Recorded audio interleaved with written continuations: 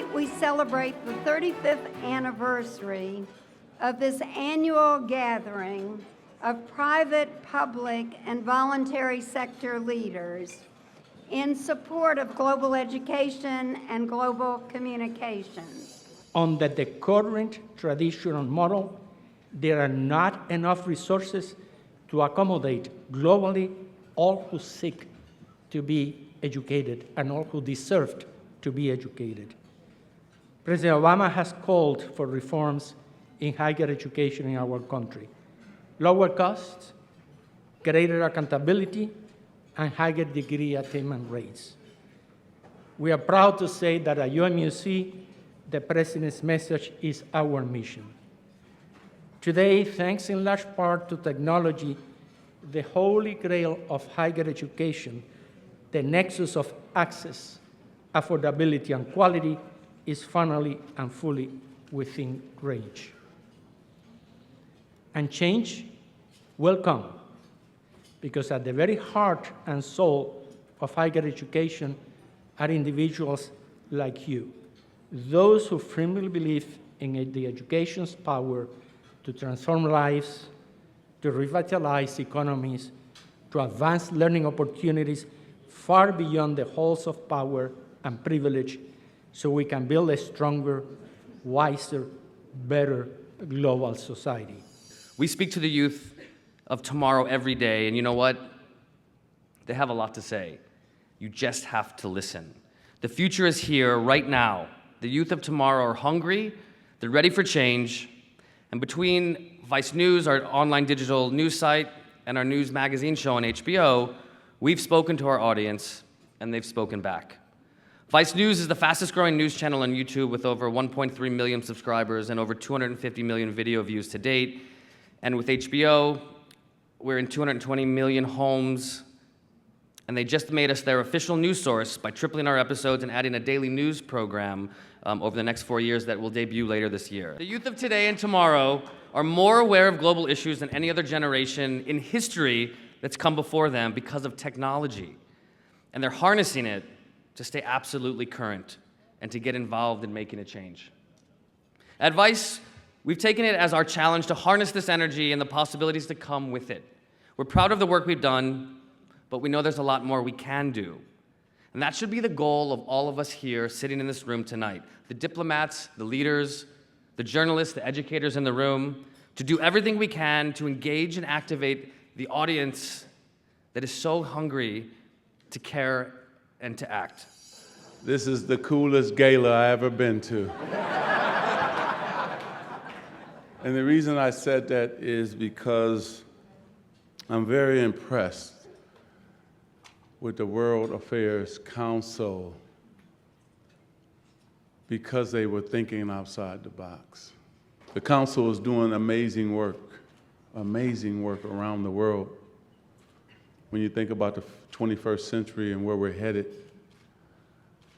this council is way ahead of the game. 35 years of doing great work and making sure we put education first. We have to do a better job in America because we're still behind. Ladies and gentlemen, good government-to-government relations are indeed important. However, it is the people-to-people level that provides the real basis for a lasting friendship. Take Germany and the United States as an example. After World War II, the United States initiated various exchange programs for the young people of our two countries. Did you know, for instance, that more than 4 times as many American students have participated over the years in a Fulbright exchange with Germany than with any other country in the program? I'm convinced that these face-to-face contacts have contributed and will contribute immensely to German-American friendship. Mutual understanding is key to overcoming our differences and forging long-lasting ties. This is why we need global exchange, and this is why international education matters, and this is why the efforts of the World Affairs Council are so important. And so we envision a world where all people have the opportunity to learn and to prosper. And we believe in the incredible, extraordinary capacity of human beings, once provided the opportunity, provided the tools that they need to change their own lives, change the lives of people they love, and to change their communities. And so our foundation invests in those tools, and those tools happen to be expanding access to financial services for the poor and investing heavily in education to prepare young people for an increasingly global economy. When we started out early on, we asked ourselves, where is it that we can have the greatest impact, given our resources and given our areas of focus? And very, very quickly, we decided that we would concentrate our effort, our energy, our time in Africa. And so over the last few years, our foundation has invested about $1.4 billion across 25 countries in the continent. We've invested in advancing financial inclusion, and we've also invested in education. And indeed, education represents more than half of what we have committed to date. Now, I know all of you know the story of education, and you know it from your own lives. You know that an investment in education is nothing short of a catalytic investment, an investment which creates multiplier effects. We at the foundation also believe that when you invest in education, you help shape the destiny of leaders. And so we believe in education primarily for the opportunity it offers us to create a next generation of leaders, leaders who will be part of Africa's economic as well as social transformation.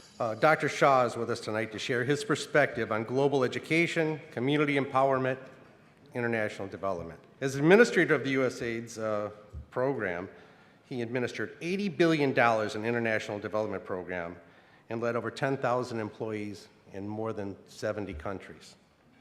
His global vision has resulted in the establishment of innovative and entrepreneurial public and private partnerships, programs that have helped make our world a better place to live in.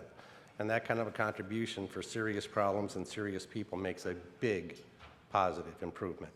We understand instinctively, because we've all had the experience, that the chance to go to school is how we grow up, how we advance, how we actually learn to become our own people and to thrive. And I feel like the people around the planet that seek to sow discord understand this instinctively.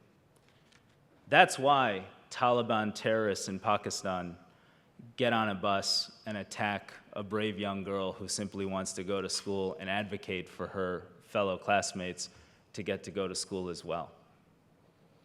That's why when a terrorist group, Boko Haram, is trying to take over the northern part of Nigeria, they start by attacking, abducting, and kidnapping more than 200 schoolgirls while those girls are in class to make a statement that they should not have access to education.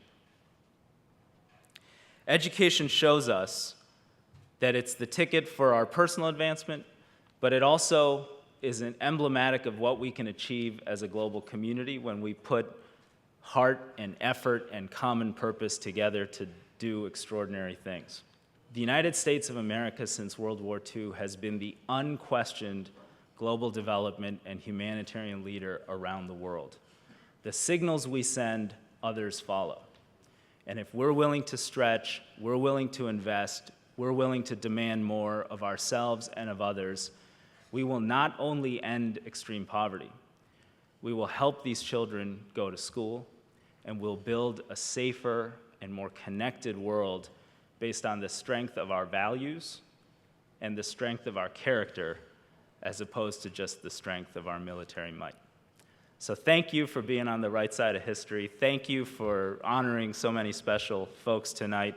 Thank you for the work I know you will continue to do in the weeks and months ahead. And thank you again for this great honor. I'm proud to be part of the World Affairs Council. Thank you.